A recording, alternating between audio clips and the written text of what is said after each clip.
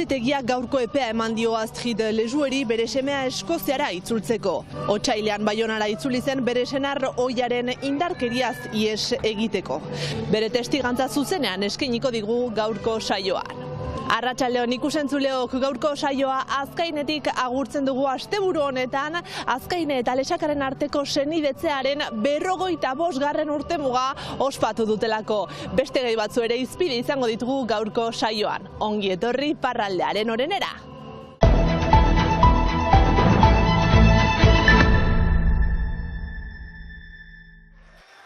Lurrikara politikoa gaur goizean Ipar Euskal Herrian zein estatu frantsesean atzo arratsaldean izendatutako gobernua bertan bera geratu baita, gobernua sustengatzen zuten makronista eta errepublikarren artean egondako desadostasunen ostean dimisua eman baitu lehen ministroak. A méprisé les républicains, il a voulu passer en force. Errepublikarrak mespretxatu dituela uste du, emandako hitza ez duela bete, Barnier ministro modura izendatu izana provokazioa dela, eta beraien artean konfiantza apurtu dela, eta horrela ezin dutela elkarrekin gobernatu.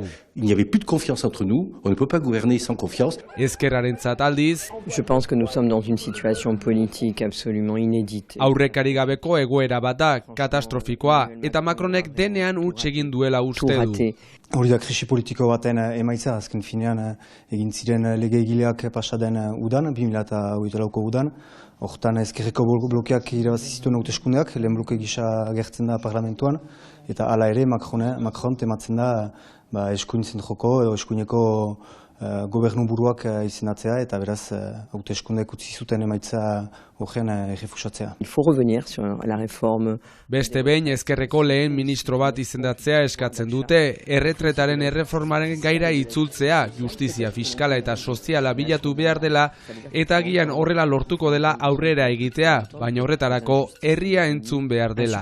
Donc il faut restaurer un climat de confiance. Errepublikarrak prest leudeke justuki herria entzuteko hauteskunde legegileen bitartez, naiz eta inkesta gehienek eskuin muturrari ematen dioten garaipen. C'est le peuple souverain qui décide. Herria subiraua dela eta bera udela bere ordezkariak hautatzen dituena dio, ez dagoela hautagaitxarrik, herriak aukeratzen duena errespetatu behar dela, eta herritarren errealitatea ukatzea ez dela arazoa konpontzeko modua. Essayer de décider une société telle qu'on aimerait qu'elle soit et pas telle qu'elle est dans les réalités. Ezkerreko alderdiek aldiz aukera honen aurrean batzeko beharra ikusten dute. Je pense qu'il va falloir que toutes les forces de gauche se battent. Eskuin muturra boterera iritsi ez dadin borrokatu beharko direla, eta gertatzen bada Macronen ardura izango dela. Une responsabilité terrible. Eta ezker subiranistak autogobernu gehiagoren premia ere azpimarratu du krisi honen aintzinean. Gure estatu frantsesaren menpeko gira eta justuki gure ustez hori litzateke ere bai arazo bat, azken finean krisi politikoaz gain, guri duriko bada erregimen krisi bat.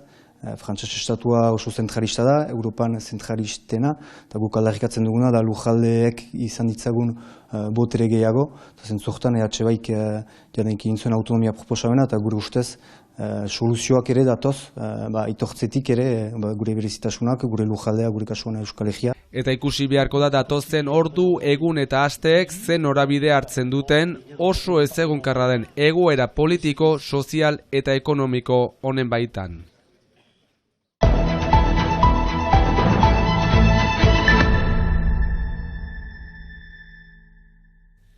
Paueko auzitegiak emakume baionar bati agindu berri dio Eskoziara itzultzeko bere semearekin.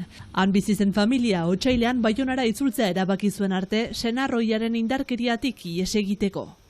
Astrid Lejueri 2010ean Baionatik Eskoziara joan zen, bertan Steven ezagutu eta seme bat izan zuten. Harremana hasi eta gutxira gizona tratu txarrak ematen hasi zen. Astriden hitzetan, fisikoki bere bikote hoiak gutxitan eraso bazion ere, psikologikoki erasoak maiz errepikatzen ziren. Adibidez, etxean kamerak jarri zituen eta berogailua eta argia mozten zien. Bere amak eta lagunek errealitate hori ezagutu dutela dio. Urte hauetan bere amak feminizidio bat gertatuko zen beldur zen. Astridi bere exaren erreakzioek zioten ikaragien eragiten. Egoera jasangaitz horretan, banatu eta hainbat salaketa aurkeztu zituen Astridek Eskozian. Azken 3 urteetan etxebizitza sozialetan bizi izan da bere semearekin, eta otsailean bere amaren etxera Baionara itzultzea erabaki zuen. Baina orain, esan bezala, Paueko auzitegiak gaurko epea eman dio Eskoziara itzultzeko bere semearekin. Moi, je peux pas y retourner. J'ai vécu l'enfer. Astridek dio ezin dela ara itzuli, infernua bizi eta preso egon delako Eskozian. Bere esanetan semearen ongizatea ez da bere senarroiaren lehentasuna. Helburu bakarra kontrola izatea dela dio. C'est le contrôle de son ex-femme à travers l'enfant. Paueko auzitegiko prokuradorea zorrotz mintzatu zaio auzian. Ama honek azaldu duenez, prokuradorearen esanetan, gaur bertan aurra itzultzen ez badu Eskoziara, polizia bere etxera bidali, etxeko atea hautsi eta bere semea zerbitzu sozialen etxebizitza batera bidaliko du Eskoziara joateko momentua heldu arte.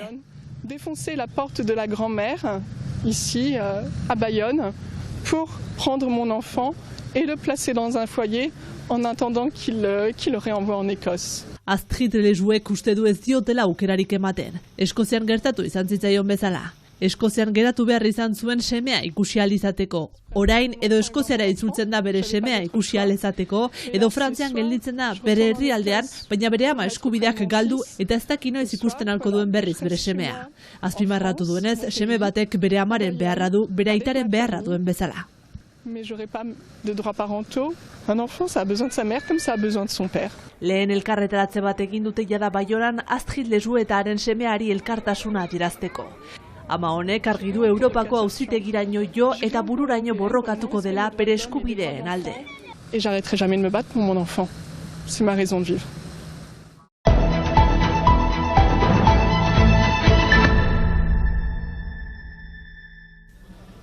Hogeita bigarren edizioa ospatu du aurten Euskal Pastizaren bestak kanboko herrian.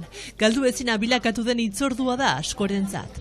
Jadanik bi egun biziki goxo, gaur euriarekin, baina biziki goxo, pixkat hemengo produktoroak ezagutzeko eta ere artisau pertsonak. Euskal Pastizak jan erosi ikasten egin, baina zalantzarik gabe besta honen hitzordurik garrantzitsuena Euskal Pastiza honenaren lehiaketa da. Aurten 40 amateur eta 16 profesional gaztek parte hartu dute lehiaketan. Pastizaren usaina, forma, gustua, gauza asko kontuan hartu ditu epaiak. Usaina eta gero gustua. Beraz forma, eta gero gustua, bitzpada, eta gero bai ere teknika, baina gustua da importanteena. Baina zer da Euskal Pastiza hon baten giltza? Arraltze honak eta forma hon bat. Gustu hon bat, janik, hori da, importantena ustez, eta gero bai, eta poita izaitiara ere, biak, bi gauza horiek.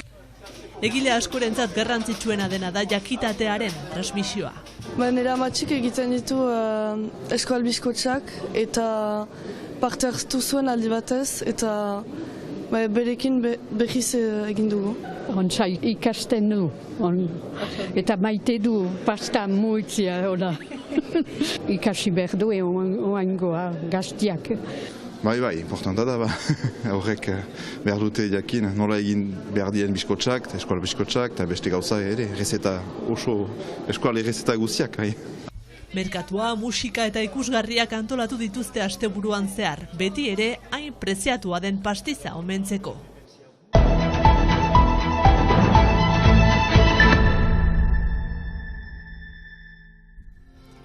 Azkain eta Lesakako herriak senidetuak dira 1980garren hamarkadaz geroztik. Hain zuzen 45 urte hauek ospatzeko ekitaldia antolatu dute asteburu honetan Lapurdiko herrian. Kirol, merkatu, kantu eta bertsoen bidez hizkuntza, kultura eta kirolaren alorretan islatu nahi izan dute bi herrien arteko harremana.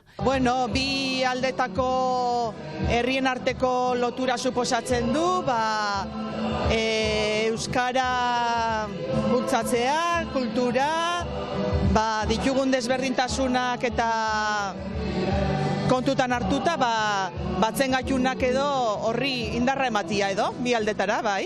Ekoizlei ere haien arteko harremana indartzeko parada eskaini die hitzorduak.